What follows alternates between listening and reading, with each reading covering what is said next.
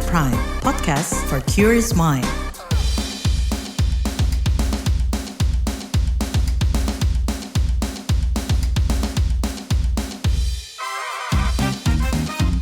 What's Trending KBR Pagi, siaran pagi radio paling update.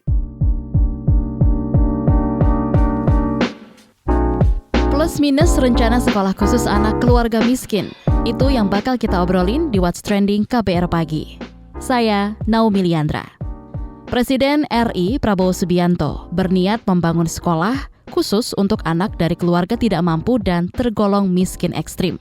Hal ini dibocorkan oleh Menteri Koordinator Bidang Pemberdayaan Masyarakat, Muhaimin Iskandar. Kata dia, anak-anak yang tidak mampu tetapi masih di bawah naungan orang tua, dibina langsung khusus dalam sekolah rakyat dalam kewenangan Kementerian Sosial. Sekolah rakyat tersebut akan berbentuk seperti sekolah asrama atau boarding school, sehingga gizi siswa dapat terjamin. Menurut Muhaimin, program sekolah rakyat tersebut masih diuji coba di 3 titik di wilayah Jabodetabek. Nah, soal rencana ini, kita akan bahas lebih lanjut setelah komen netizen plus 62 berikut ini.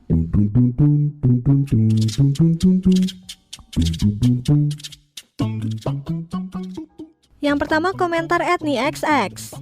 Apresiasi terhadap Presiden Republik Indonesia Prabowo Subianto yang akan membangun sekolah rakyat khusus untuk anak dari keluarga tidak mampu dan tergolong miskin ekstrim di bawah kewenangan Kementerian Sosial. Lanjut @CXX. Daripada harus bangun sekolah rakyat yang dikhususkan untuk masyarakat miskin ekstrim yang memperjelas gap kesenjangan sosial di bidang pendidikan, kenapa bukan kebijakan atau sistem pendidikannya aja dirubah? Dulu katanya sekolah gratis. Kalau gratis kenapa harus dibeda-bedakan? @CXX. Jangan pisahkan orang tidak mampu, karena sukses itu bukan hanya dari sekolah, tapi dari pergaulan membentuk jaringan. @DeoXX. Kenapa harus bangun sekolah baru? Kenapa gak merangkul sekolah yang sudah menjalankan program 0 rupiah buat anak miskin? @OSXX. Terjadi distorsi di dunia pendidikan. Niatnya bagus, namun penempatan pelabelan sekolah khusus orang-orang miskin menimbulkan kesenjangan sosial yang cukup tajam di masyarakat. @FlowXX. Masih lebih banyak sekolah yang butuh dibangun dan ditambahkan fasilitasnya, bahkan akses untuk sampai ke sekolah daripada bangun sekolah baru. @KimXX. Sebab golongan miskin ekstrim dan golongan miskin tak mampu sekolah di sekolah kelas menengah, apalagi sekolah elit yang mahal, tak mampu bayar dan bakal dibully. Nah, yang menciptakan kasta-kasta sosial itu siapa? Masyarakat sendiri toh. Yang terakhir komentar @HRXX. Alhamdulillah, sekolah rakyat akan memprioritaskan anak dari kelompok keluarga tidak mampu dan tergolong miskin ekstrim. Sekolah juga tak akan memungut biaya pada orang tua. Semoga prosesnya dapat berjalan lancar.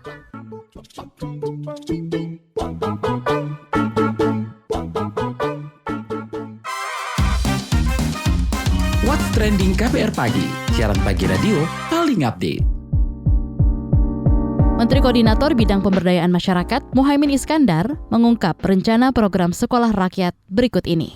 Intinya pemberdayaan masyarakat itu akan ambil langkah-langkah, termasuk Pak Presiden juga ingin membuat sekolah khusus untuk anak-anak yang tidak mampu tapi masih di bawah naungan orang tua, dibina langsung khusus dalam sekolah rakyat. Baru uji coba 3 titik dulu, Jabodetabek. Itu di bawah Kemensos. Itu yang nanti yang sekolah di situ yang diutamakan yang seperti yang tidak mampu, miskin ekstrim.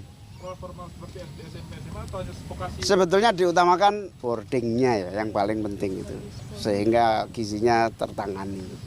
Dan itu bebas biaya. Iya, kita uji coba.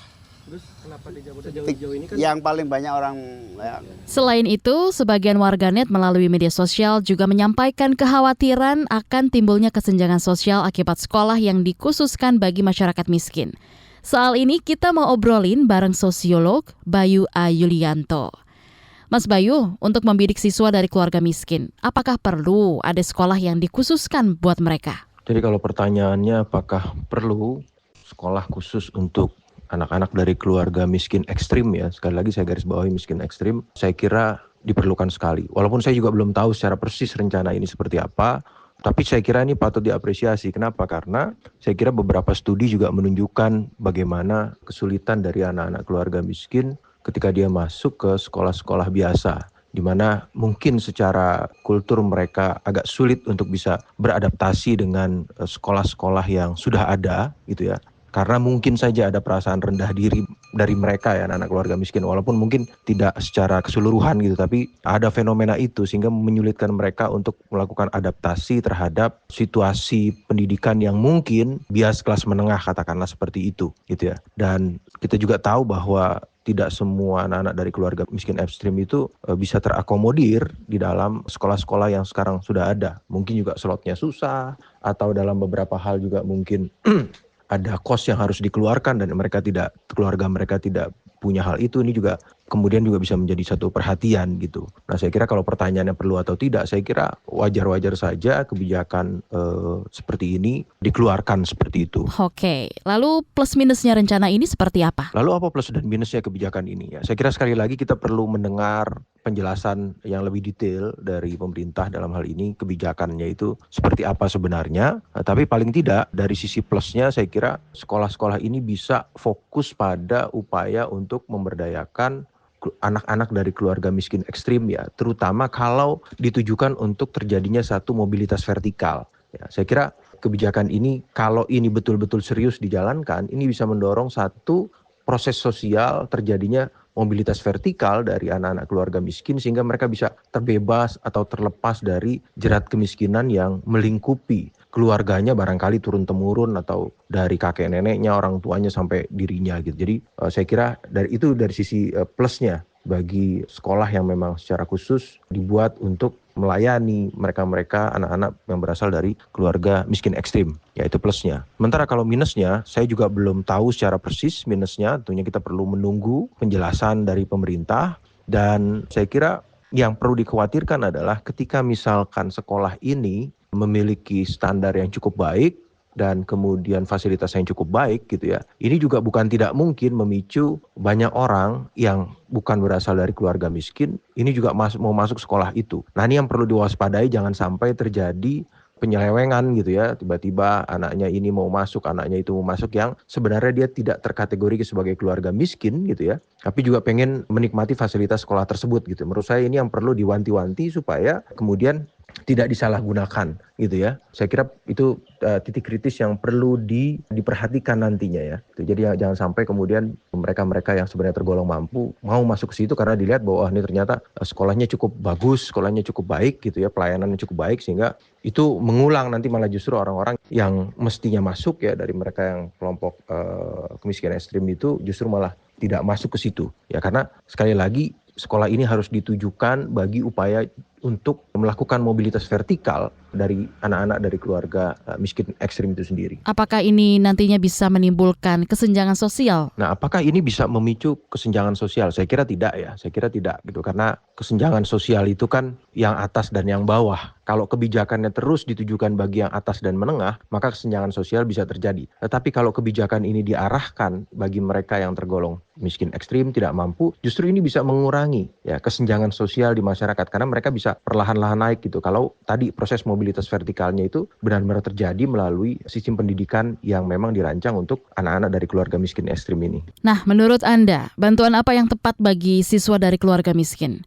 Kalau menargetkan kecukupan gizi bagi mereka gitu ya. Nah, kalau berbentuk uang, apakah ini berpotensi digunakan orang tuanya untuk kepentingan yang lain begitu? Rekomendasi Anda seperti apa? Saya kira peluangnya besar karena bagi mereka-mereka yang terkategori keluarga miskin, kebutuhannya kan banyak. Sementara uang yang mereka miliki sedikit, sehingga sangat mungkin sekali apabila mereka kemudian membelanjakan uang itu untuk kebutuhan yang lain gitu. Jadi kalaupun ingin memberikan bantuan cash kepada keluarga-keluarga miskin yang khusus untuk pendidikan, saya kira mekanismenya harus dibuat sedemikian rupa sehingga mengurangi potensi bahwa uang tersebut itu kemudian digunakan untuk kebutuhan yang lain, sementara untuk kebutuhan pendidikannya sendiri tidak digunakan. Ya. Saya kira yang perlu digarisbawahi dalam konteks kebijakan ini adalah kita perlu mendengarkan dulu sebenarnya program ini seperti apa, ya, rekrutmennya nanti seperti apa, seleksinya nanti seperti apa, apakah memang itu sudah memungkinkan bagi anak-anak keluarga miskin ekstrim itu bisa masuk ke dalam sekolah itu. Itu yang pertama perlu garis bawahi. Yang kedua, ya, kebijakan ini harus bisa diarahkan untuk mendorong satu proses mobilitas vertikal bagi mereka-mereka yang tergolong miskin ekstrim untuk bisa naik kelas secara sosial seperti itu, sehingga justru di situ peluang untuk mengurangi kesenjangan sosial bisa tercapai. Terima kasih, itu tadi sosiolog Bayu A. Yulianto. What's Trending KBR Pagi, siaran pagi radio paling update. Kita masih bahas soal plus minus rencana sekolah khusus anak keluarga miskin. Kalau tadi kita sudah bahas bersama dengan sosiolog Bayu A. Yulianto, nah sekarang kita akan bahas seberapa perlu sih sekolah baru dibangun khusus bagi anak-anak dari keluarga miskin. Kali ini kita obrolin bareng dengan pengamat pendidikan Ubaid Matraji. Halo Mas Ubaid, gimana nih tanggapan Anda soal rencana sekolah rakyat bagi anak keluarga miskin? Apa sih plus minusnya? Emang anak-anak miskin ini berada di satu titik, kan nyebar di mana-mana. Mungkin kalau ada sekolah anak miskin, berarti kan ini membuat stigma isolasi gitu kan. Ini sekarang sekolah itu sekolah inklusi gitu ya. Sekolah harus inklusi. Anak apapun itu bisa berbaur satu sama lain. Entah dengan latar belakang ini anak dari kelompok masyarakat yang mayoritas di situ. Begitu pula secara ekonomi harus inklusif gitu. Jangan ada anaknya orang kaya mendapatkan perlakuan khusus, lalu anaknya orang miskin mendapatkan layanan yang dikurang-kurangin gitu loh, yang dibeda-bedakan gitu loh. Gitu. Jadi menurut saya yang lebih strategis ya dibangun sekolah aja gitu. Dibangun sekolah aja. Undang-Undang Dasar 45 itu sudah jelas, semua warga negara punya hak yang sama, negara wajib membiayai. Ya dibangun sekolah aja, di mana kan pemerintah tahu tuh di daerah mana yang kekurangan sekolah negeri misalnya. Ya dibangun aja sekolah negeri supaya sekolah negeri itu ya tadi ya, semua anak Indonesia bisa sekolah dan nggak berbayar gitu. Undang-undang Sisdiknas sekolah itu tanpa dipungut biaya, kenapa jadi sekolah berbayar mahal? Katanya sekolah untuk anak miskin ini nggak bayar loh. Undang-Undang Dasar 45, Undang-Undang Sisdiknas nggak pernah membedakan status ekonomi anak Indonesia. Semua kalau sekolah itu tanpa dipungut biaya, pemerintah wajib membiayainya gitu. Nah, kenapa prakteknya jadi berbeda dengan landasan konstitusi kita? Iya, tapi apakah hal ini diperlukan dan memungkinkan? Yang diperlukan itu membangun sekolah. Untuk siapa ya? Untuk semua gitu. Gitu. Jangan hanya masyarakat miskin, itu nanti akan terstigmatisasi, ya kan? Nanti ada stereotip miskin gitu kan. Nanti dibeda-bedakan gitu ya. Dan pasti pendidikannya pasti nggak bagus gitu kan. Gitu. Dan akan menimbulkan diskriminasi baru di tengah-tengah masyarakat. Gitu. Jadi saat ini kan sekolah itu masih kurang, terutama di daerah-daerah ya. Itu masih kekurangan sekolah, ya dibangun sekolah. Untuk siapa ya? Untuk semua. Bayar nggak? Ya nggak bayar. Orang Undang-Undang Dasar 45 bilangnya nggak bayar kok. Undang-Undang Sisdiknas bilangnya nggak bayar kok. Gitu. Jadi kewajiban pemerintah adalah membangun sekolah. Anak Indonesia yang mau sekolah, bayar apa enggak? Nggak bayar. Kok nggak bayar ya? Undang-Undang Dasar 45 bilangnya nggak bayar. Undang-Undang Sisdiknas bilangnya tanpa dipungut biaya gitu loh. Itu yang harus dilaksanakan pemerintah. Bakal memberi pengaruh apa sih dengan adanya sekolah ini, utamanya dari segi pendidikan ya? Ya berpengaruh lah. Ini akan menjadi sekolah eksklusif. Sekolah eksklusif untuk orang-orang kiri. Itu kan buruk sekali itu. Gimana itu? Hei, kamu lulusan mana? Aku lulusan ini sekolah orang-orang kiri. Itu gimana itu? Saya nggak tega itu ketika ada anak bangsa dibegitukan gitu ya. Ya karena kita harus punya kesempatan yang sama gitu. Orang sekolah luar biasa SLB aja ini sudah berganti ke sekolah inklusif ya kan.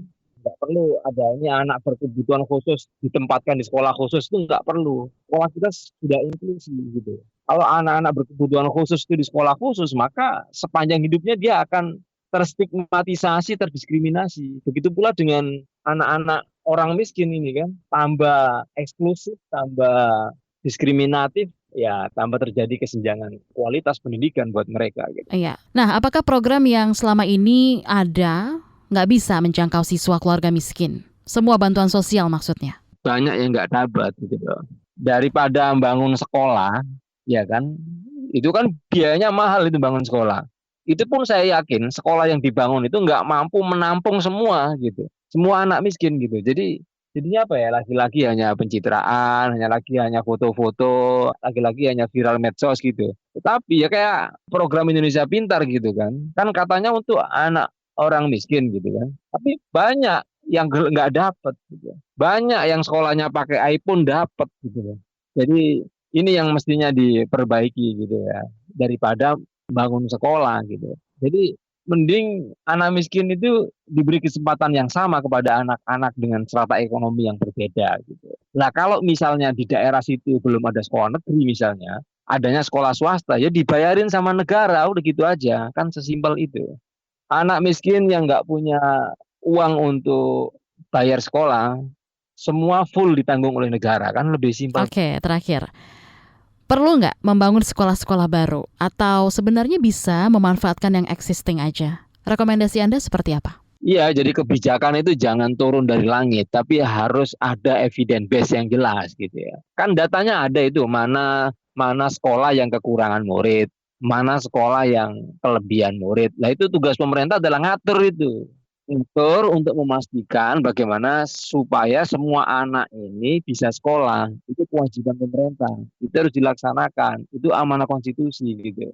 Dan itu mudah. Orang datanya ada di depan mata kan. Semua sudah terdata. Di daerah ini ada sekolahan berapa. Di kecamatan ini SMA-nya nggak ada. SMP-nya juga nggak ada. Bagaimana strateginya gitu. Semudah itu. Jadi menurut saya kebijakan itu harus berbasis data. Dan datanya kita sudah ada, setiap tahun juga kita update. Jadi masyarakat menginginkan bahwa bagaimana ketika musim sekolah ya, pendaftaran atau naik kelas atau naik tingkat, itu nggak memusingkan orang tua. Gitu. Kenapa? Ya karena negara sudah memastikan semua anak bisa sekolah, semua anak kebagian kursi, nggak perlu ada rebutan gitu kan.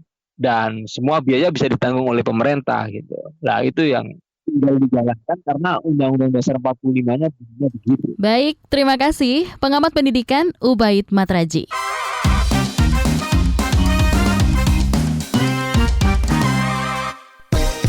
Newsbeat. Shin Jae-won, anak dari mantan pelatih timnas Indonesia Sinteyong, menyampaikan kekecewaannya setelah ayahnya diberhentikan oleh PSSI.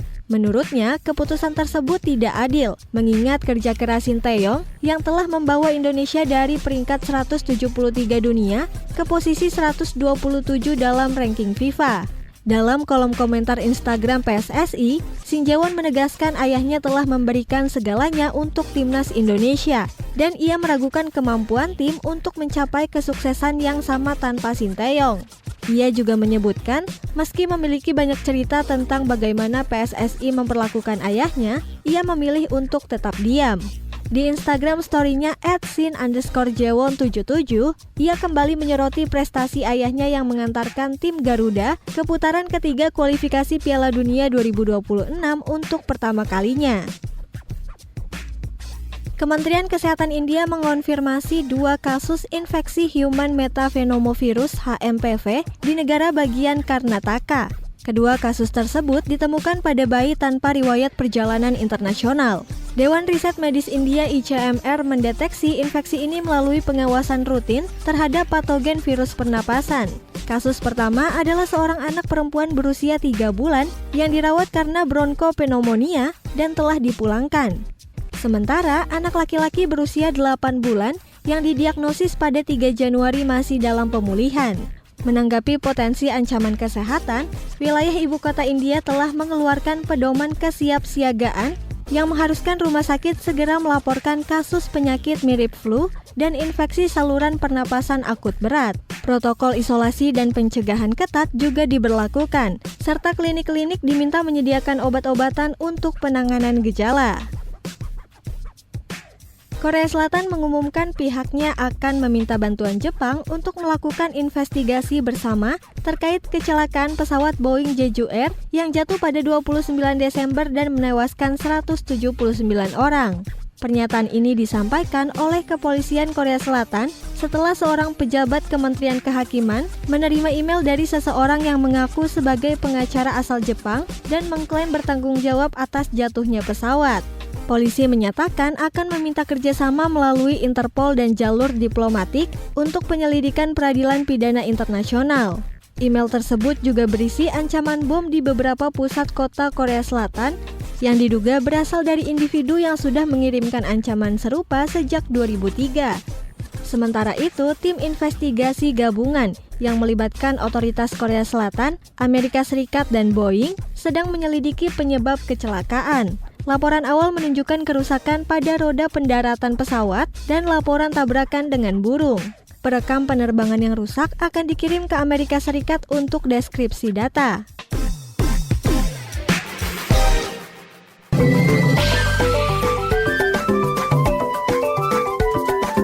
WhatsApp Indonesia. WhatsApp Indonesia kita mulai dari Kudus, Jawa Tengah. Menteri Kesehatan Budi Gunadi Sadikin mengungkapkan bahwa Human Metapneumovirus HMPV kini sudah terdeteksi di Indonesia. Sebagai langkah pencegahan, Kepala Dinas Kesehatan Kudus Andini Aridewi mengimbau masyarakat untuk menjaga kebersihan, mengonsumsi gizi seimbang, berolahraga, dan mematuhi protokol kesehatan seperti mencuci tangan dan memakai masker jika bergejala. Koordinasi dengan berbagai fasilitas kesehatan juga diperkuat guna memastikan kesiapan penanganan. Sementara itu, Direktur Rumah Sakit Mardi Rahayu Kudus Pujianto menegaskan sarana kesehatan di Kudus telah memadai, termasuk ruang isolasi, sehingga masyarakat tidak perlu khawatir. Selanjutnya ke Kalimantan Barat.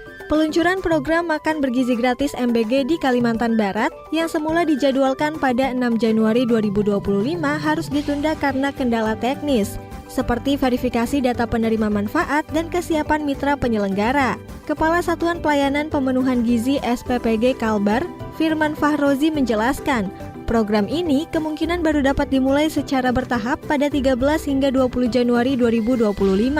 Saat ini fokus persiapan meliputi validasi data penerima, seperti balita, ibu hamil, dan anak-anak sekolah serta penyediaan dapur sehat dan alat makan ramah lingkungan.